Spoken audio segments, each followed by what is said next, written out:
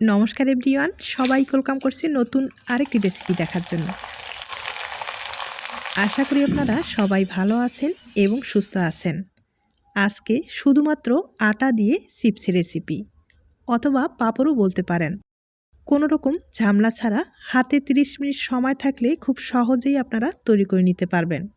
এই চিপসগুলো তৈরি করতে কোনো রকম বেকিং পাউডার, বেকিং সোডা অথবা পাঁপড় খার এগুলো কিন্তু কিছুই লাগবে না। শুধু আটা অথবা ময়দা দিয়ে খুব সহজেই আপনারা তৈরি করে নিতে পারেন। এই চিপসগুলো ছোট থেকে বড় সবার পছন্দ হবে। একবার তৈরি করে রেখে আপনারা পুরো বছর সংরক্ষণ করে খেতে পারবেন। এবার আসি মূল রেসিপিতে। একটা পাত্রে আমি এখানে 150 গ্রাম আটা ব্যবহার করলাম আর স্বাদ মতো লবণ দিয়ে দিলাম। এরপরে নর্মাল জল দিয়ে পাতলা একটা ব্যাটার তৈরি করে নিতে হবে। আমি এখানে আটা ব্যবহার করলাম, তবে আপনারা চাইলে ময়দা ব্যবহার করতে পারেন। এবার আটার ব্যাটারটা খুব ভালোভাবে ফেটিয়ে নিতে হবে।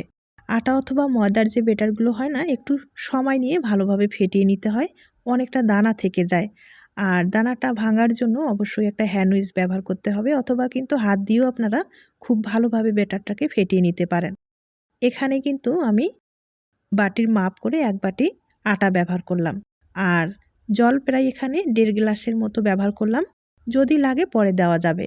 এবার একটা হ্যান্ড উইচ দিয়ে আমি খুব ভালোভাবে ব্যাটারটাকে ফেটিয়ে নেব। বাচ্চারা চিপস খেতে অনেক পছন্দ করে। আপনারা বাজার থেকে না কিনে ঘরেই কিন্তু স্বাস্থ্যসম্মতভাবে আটা এবং ময়দা দিয়ে খুব সহজেই চিপসগুলো তৈরি করে নিতে পারেন। আর এই চিপসগুলো তৈরি করতে যে সময়ের দরকার সেটাও না, কম সময়ে ঝামেলা ছাড়া তৈরি করে নিতে পারবেন। আমি এই ব্যাটারে কোনো রকম মশলা ব্যবহার করলাম না, তবে আপনাদের পছন্দ মতো মশলাটা ব্যবহার করতে পারেন, কোনো সমস্যা নেই। আর আমি শুধু লবণ দিয়েই কিন্তু চিপসগুলো তৈরি করে নেব।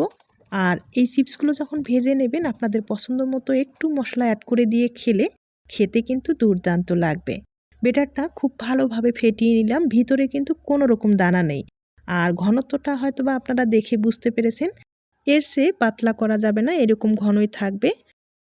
এখন চিপসগুলো তৈরি করে নিতে হবে। আর চিপসগুলো তৈরি করার জন্য স্টিলের প্লেট হলে কিন্তু সবচেয়ে বেশি ভালো হয়। আর একবারে যদি বড় করে তৈরি করা যায় তাহলে সময়টাও কম লাগবে।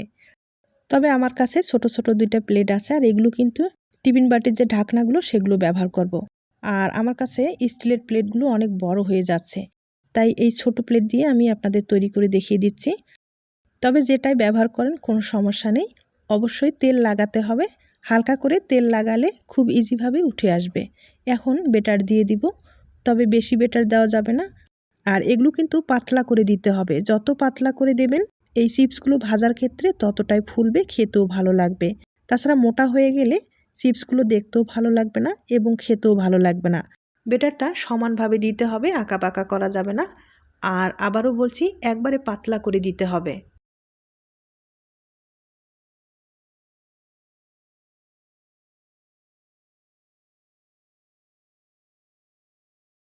আমি 2টা প্লেটে রেডি করে নিলাম। আর এখন কিন্তু ভাপিয়ে নিতে হবে। আর এগুলো ভাপ দিতে বেশি সময় লাগে না, 20 থেকে 30 সেকেন্ড হলে খুব ভালোভাবে ভাপিয়ে নেওয়া যাবে। আমি একটা কড়াইয়ে জল বসিয়েছি, জলটা কিন্তু ভালোভাবে বলক এসেছে। এরপরে আমি প্লেট দিয়ে দিলাম। তবে আবারও বলছি, এগুলো ভাপ দিতে বেশি সময় লাগে না, 20 থেকে 30 সেকেন্ড হলে ভাপিয়ে নেওয়া যাবে।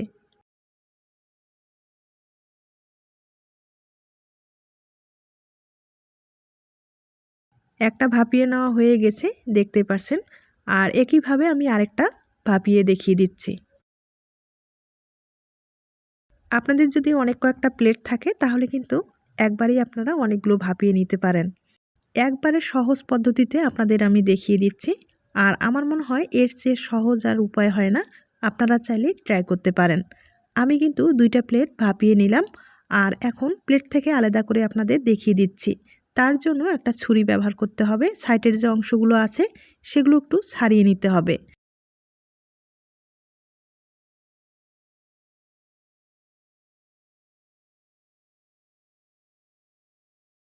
সাইডের অংশগুলো ভালোভাবে কিন্তু ছাড়ানোর পরে আলতোভাবে তুলে নিতে হবে। আর দেখতেই পারছেন কতটা সহজভাবে উঠে আসলো আর কতটা পাতলা হয়েছে, দেখতেই পারছেন। এরকম পাতলা হলে চিপসগুলো কিন্তু শুকার ক্ষেত্রে কোনো রকম সমস্যা হবে না, খুব তাড়াতাড়ি শুকিয়ে যাবে। আর ভাজার ক্ষেত্রে আমি আবারও বলছি, ফুলে ডবল হয়ে যাবে। একইভাবে আমি আরেকটা তুলে দেখিয়ে দিচ্ছি। এরপরে এগুলো কিন্তু ছোট ছোট করে চিপস হিসাবে কেটে নিতে হবে। আর আপনারা যদি পাঁপড় হিসাবে খেতে চান সেক্ষেত্রে কেটে নেওয়ার দরকার হবে না, সরাসরি রোদ্রে শুকালেই আপনারা পাঁপড় হিসাবে খেতে পারেন। আর যখন খেতে ইচ্ছে করবে তখন শুধু ভেজে আপনারা খেতে পারেন। তবে পাঁপড় হিসাবে তৈরি করলে আপনারা কিন্তু আপনাদের পছন্দ মতো এখানে মশলা অ্যাড করে দিতে পারেন, অথবা কালো জিরা, আস্ত জিরা এগুলো পছন্দ করলে আপনারা ব্যবহার করতে পারেন। একইভাবে আমি আরও 2টা ভাপিয়ে নিলাম। আর আপনাদের কাছে কয়েকটা প্লেট থাকলে এগুলো কিন্তু তৈরি করতে বেশি সময় লাগবে না। আমি একইভাবে অনেক কয়েকটা তৈরি করে নিলাম, তবে অর্ধেক বেটার এখনও রয়ে গেছে। আর এগুলো আমি অন্য কাজে ব্যবহার করব। দেখতেই পারলেন সামান্য আটা এবং ময়দা থাকলে খুব সহজেই আপনারা চিপস এবং পাঁপড় তৈরি করে নিতে পারেন। আর আমি যেহেতু চিপস হিসাবে আপনাদের দেখিয়ে দিচ্ছি, তাই এগুলো কিন্তু ছোট ছোট করে কেটে নিতে হবে। আর একটা একটা করে কাটলে একটু সময় লাগবে। তার জন্য আমি এখানে 3টা, 4টা অথবা 5টা করে একসাথে দিয়ে কিন্তু কেটে নিব। আর এভাবে একবারে যদি আপনারা কেটে নেন সময়টা অনেক বেঁচে যাবে। তবে ভাববেন না একটার গায়ে একটা লেগে যাবে, খুব সহজেই একটা একটা করে আলাদা করা যাবে।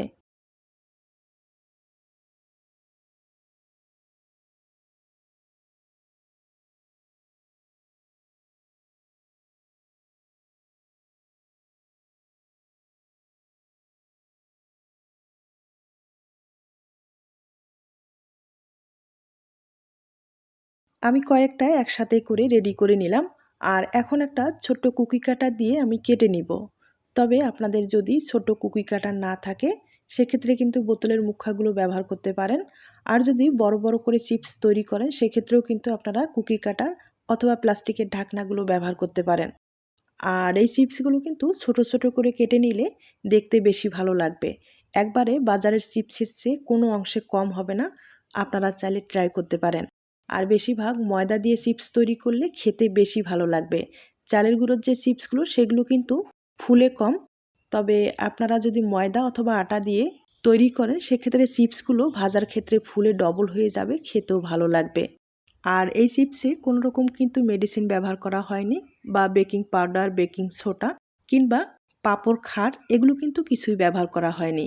শুধু হাতের কাছে একটু আটা থাকলে খুব সহজেই আপনারা এই ধরনের চিপসগুলো তৈরি করে নিতে পারেন। আমি আবারও বলছি, বাজার থেকে না কিনে স্বাস্থ্যসম্মতভাবে ঘরেই তৈরি করে নিতে পারেন। আমি কিন্তু কেটে নিলাম, আর কেটে নেওয়ার যে বাড়তি অংশগুলো আছে সেগুলো কিন্তু ফেলে দেওয়া যাবে না, এগুলো শুকিয়ে পাঁপড় এবং চিপস হিসাবে খেতে পারেন। একইভাবে আমি আরও কয়েকটা কেটে নিব। এরপরে এগুলো কিন্তু আলাদা করে নিতে হবে। আর এগুলো কিন্তু আলাদা হয়ে যাচ্ছে, দেখতেই পারছেন। কোনো রকম কিন্তু লাগার চান্স নাই যে একসাথে কেটে নিলে লেগে যাবে। পরবর্তী এগুলো খোলা যাবে কিনা, একটাও কিন্তু লেগে যাবে না। আমি আবারও বলছি, আপনারা চাইলে আরও কয়েকটা একসাথে দিয়ে আপনারা কেটে নিতে পারেন।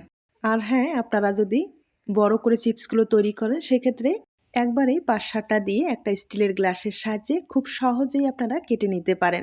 তাইলে সময়টা একবারে বেঁচে যাবে।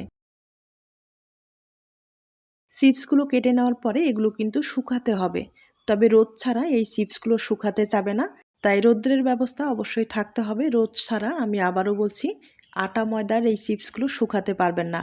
তবে হ্যাঁ, আপনারা যদি চালের গুঁড়ো চিপস তৈরি করেন সেক্ষেত্রে রৌদ্রের ব্যবস্থা না থাকলেও চলবে।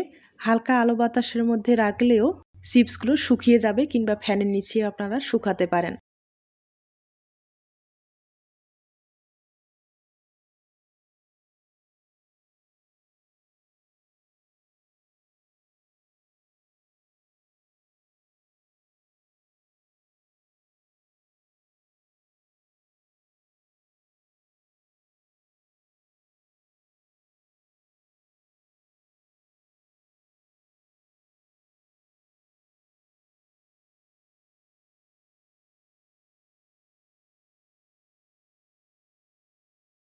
আমি অনেক কয়েকটা আপনাদের কেটে দেখিয়ে দিলাম। আর এখন এই চিপসগুলো কিভাবে আলাদা করতে হবে একবার দেখিয়ে দিচ্ছি। এই চিপসগুলো একবারে কেটে নেওয়ার পরে এগুলো কিন্তু এখন আলাদা করে শুকাতে হবে। আপনারা একটা সুতি কাপড়ের মধ্যে দিয়েও কিন্তু শুকাতে পারেন, অথবা পাতলা কোনো টিন থাকলে খুব সহজেই শুকিয়ে নিতে পারেন। তাছাড়া স্টিলের প্লেটগুলোর মধ্যে এভাবে দিলে কিন্তু খুব তাড়াতাড়ি শুকিয়ে যাবে। আর এই চিপসগুলো এতটাই হালকা, শুকাতে কিন্তু বেশি সময় লাগবে না। রোদ থাকলে খুব তাড়াতাড়ি শুকিয়ে যাবে, আপনারা বুঝতেও পারবেন না। আর শুকানোর পরে আপনারা কিন্তু পুরো বছর সংরক্ষণ করে খেতে পারবেন। বাচ্চারা যখন চিপস খেতে বায়না করবে, শুধু বের করে ভেজে নিলেই হয়ে যাবে। তবে চিপসগুলো ভেজে নেওয়ার পরে আপনাদের পছন্দ মতো সামান্য একটু মশলা যদি ব্যবহার করেন, খেতে কিন্তু খুব ভালো লাগবে।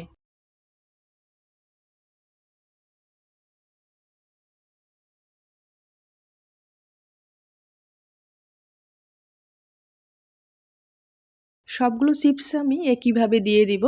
আর এরপরে আপনাদের দেখিয়ে দিচ্ছি। আমি কিন্তু টিনের মধ্যে দিয়েছি এবং প্লেটের মধ্যেও এভাবে ছড়িয়ে দিলাম, তাহলে খুব তাড়াতাড়ি শুকিয়ে যাবে।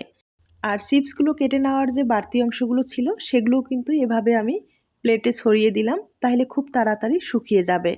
সবগুলো শুকানোর পরে আমি আপনাদের দেখিয়ে দিচ্ছি।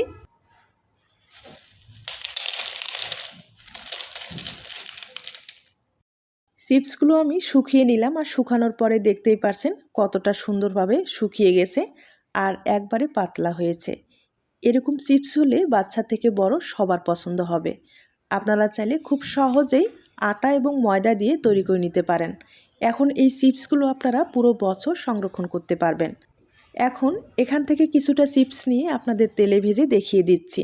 আর আটার এই চিপসগুলো ভাজতে কিন্তু বেশি সময় লাগে না, তেলে দেবেন আর তুলে নেবেন। দেখতেই পাচ্ছেন তেলে দেওয়ার সাথে চিপসগুলো ফুলে কিন্তু ডবল হয়ে যাচ্ছে। দেখতে কিন্তু ভীষণ সুন্দর হয়। তাছাড়া এই চিপসগুলো এতটাই নরম, মুখে দিলেই মিলিয়ে যাবে। আপনারা চাইলে ট্রাই করতে পারেন। একইভাবে আমি কয়েকবার আপনাদের ভেজে দেখিয়ে দিচ্ছি।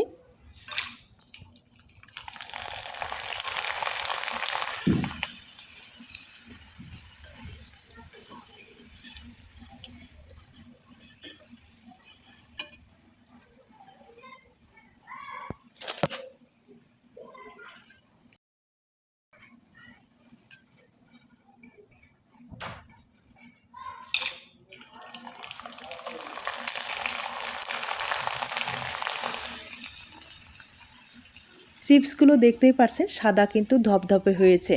আপনারা যদি হালকা আঁচে ভাজেন, সেক্ষেত্রে এই চিপসগুলো সাদা ধপধপে থাকবে। আর যদি চুলার আঁচ বাড়িয়ে আপনারা ভেজে নেন, সেক্ষেত্রে চিপসগুলো কিন্তু লালচে হয়ে যাবে, সেই চিপসগুলো খেতে ভালো লাগবে না। তাই হালকা আঁচে চিপসগুলো ভেজে নিলে খেতেও ভালো লাগবে, দেখতেও ভালো লাগবে।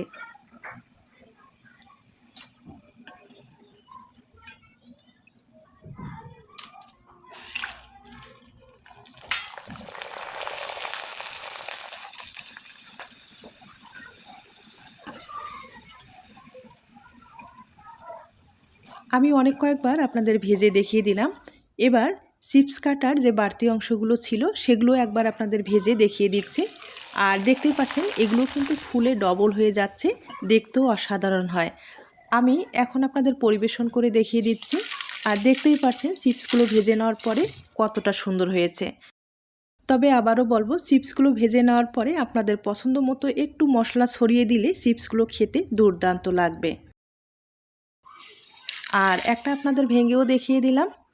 আপনাদের যদি পছন্দ হয়ে থাকে অবশ্যই বাড়িতে ট্রাই করে দেখতে পারেন। আজ তাহলে এ পর্যন্ত। নতুন কোনো রেসিপির সাথে আবার দেখা হবে। নতুন রেসিপির জন্য সবাইকে আমন্ত্রণ রইল।